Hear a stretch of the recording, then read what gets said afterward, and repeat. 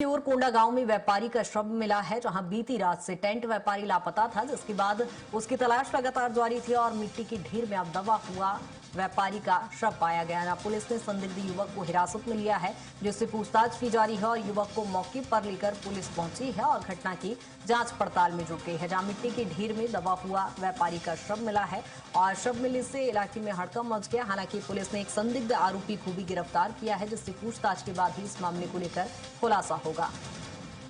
युवक को मौके पर लेकर पुलिस पहुंची है और उससे पूछताछ की जा रही है और घटना की जांच पड़ताल में पुलिस जुट गई है। जहां देर रात से ही व्यापारी लापता था, जिसकी तलाश की जा रही थी और अब मिट्टी की ढेर में दबे हुए उसका शव बरामद किया गया है, जिसके बाद अब घटना की जांच की जा रही है।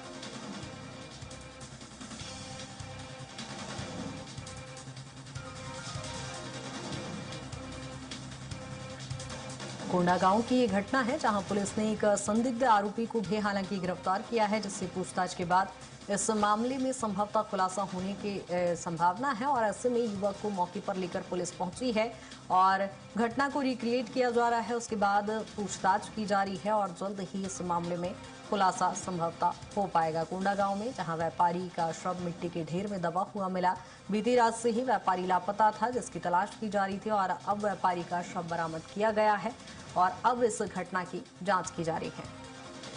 यहां पुलिस ने एक संदिग्ध आरोपी को भी हिरासत में लिया है और अब उससे पूछताछ के बाद ही खुलासा हो पाएगा। जहां टेंट व्यापारी का शव मिला है, जहां मिट्टी की ढेर में दबा हुआ उसका शव पाया गया। और ज्यादा जानकारी के साथ चंदन हमारे साथ जुड़ गए हैं। चंदन, जिस आरोपी को हिरासत में लिया गया है कोंडा गांव मामले में, फिलहाल क्या कुछ अपडेट इस मामले में निकल कर आ रहा है?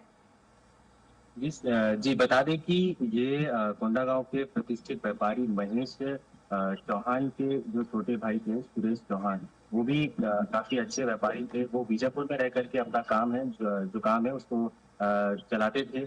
कुछ दिन की छुट्टी के लिए वो घर आए हुए थे कोंडा गांव पे और ये 4 दिन से कोंडा गांव पे रह करके बीती शनिवार शाम की बात है, जब वो घर से निकले स्कूटी में और घर पे ये बता करके निकलते हैं कि कुछ ही देर में वो घर वापस आ जाएंगे। पर वो लगभग 24 घंटे के बाद भी घर वापस नहीं आती है। तो पुलिस जो है वो खोज पड़ताल चालू करती है। चालू करने के बाद ये पता चलता है कि हाउसिंग बोर्ड के पीछे एक खाली बंजर जमीन है, जहाँ पे एक शव पाया गया है। शव के मिलने के बाद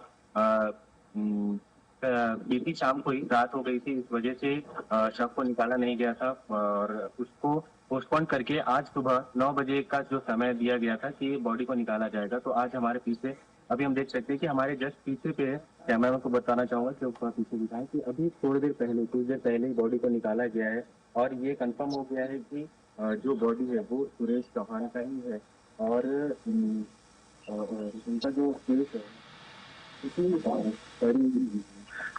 भारी चीजों से उसके चेहरे को जो है कुचला गया है और उसके हाथों पे सोने के कुछ अंगूठियां थी, उनके जेब में पैसा था, वो सारी चीजों को जो है वो ले लिया गया है। उनके पास में सिर्फ हमारे यहाँ आसपास से अभी कुछ पर्स मिले हैं उनके पास से और उनका जो फेस जो है वो बहुत ही ज्यादा क्षतिग्रस्त हो गया है।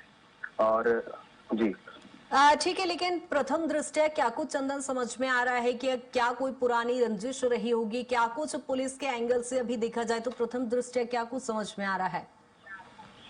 जी अभी तक ये मामला क्लियर नहीं हो पाया है कि ये जो वजह है ये क्यों ऐसा किया गया है। फिलहाल तो किसी एक व्यक्ति को संदिग्ध में लिया गया है और ये अनुमान लगाया जा सकता है कि इस मामले के पीछे कोई किसी एक का हाथ नहीं है।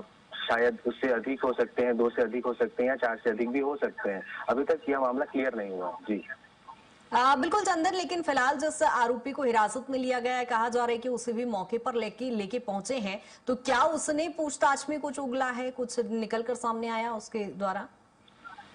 जी अभी तक तो ये जानकारी अभी तक मिल नहीं पाई है कि उसका वो अभी तक ऐसा कुछ अभी तक बोला नहीं है। जांच पड़ताल अभी भी जारी है। अभी भी फॉरेंसिक की टीम जो है वो लगातार जांच पे जुटी हुई है। पुलिस बल भी यहाँ पे तैनात है और अभी तक कुछ भी खुलासा नहीं।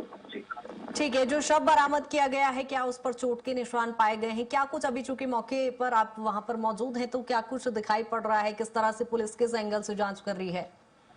जी, मैं कोशिश करूँगा कि हम फुटेज में उन सारी चीज़ों को दिखा सकें, हम जितना हो सके थोड़ा क्लोज आकर के दिखा सकें कि हम देख सकते हैं कि जो कि उनका जो चेहरा है वो बहुत ही ज़्यादा क्षतिग्रस्त है और जिसके ऐसा लगता है, ऐसा अनुमान लगाया जा सकता है कि शायद उनके चेहरे पे जो है वो किसी धारदार चीज़ या फिर किसी नई चीज़ से उनके चेहरे पे जो है वो घात किया गया है और उनके शरीर पे जो है वस्त्र भी थोड़े कम नज़र आ रहे हैं। उनके बॉडी को शायद उनके चेहरे को ना पहचान सके इस वजह से शायद उनके चेहरे को जो है क्षतिग्रस्त किया गया है। हम देख सकते हैं ठीक कि है यहाँ पे चंदन, इस पूरे मामले को लेकर नजर भी बनाए रखिएगा, अपडेट लीजिएगा जो भी मामले को लेकर खुलासा होता है। बहुत शुक्रिया तमाम जानकारी के लिए। और ये एक्सक्लूसिव तस्वीरें आप दिख रहे हैं जहां मौके स्थल से पूरी जानकारी दी जा रही है, जहां शव बरामद कर लिया गया है और जो आरोपी पकड़ाया गया है, जो संदिग्ध आरोपी है, उससे फिलहाल पूछताछ की जाएगी, जिसके बाद इस मामले का खुलासा होगा। और फिलहाल शव को बरामद कर लिया गया है। शव के ऊपर कोई गंभीर चोट के निशान नहीं पाए गए हैं। हर एंगल से पुलिस जांच कर रही है, हालांकि इस मामले में अभी तक कोई खुलासा नहीं हुआ है। और रुक करेंगे अगली खबर की ओर, जहां मध्य प्रदेश के शहर अब बदलने वाले हैं। विकास को नई दिशा देने के लिए राज्य